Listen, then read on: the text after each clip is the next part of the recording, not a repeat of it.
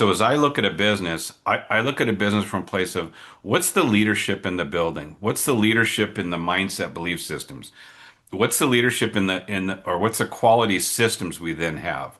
Work order, we used to call this is old school, work order racks, and now everything's digital. Work order racks are in cyberspace.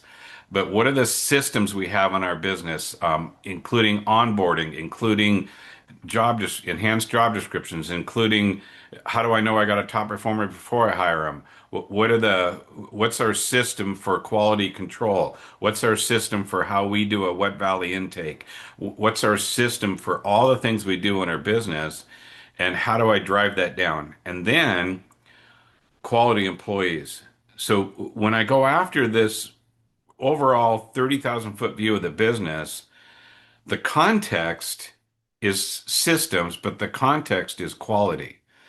Defining what it is that I want. And one of the hardest things I have with shop owners is having them express what is it they want from their business. How do they want their communication to look? How do they want their customers to look? Like their avatar customer, what's their ideal customer? Well, I don't really know what that is. I just need car count.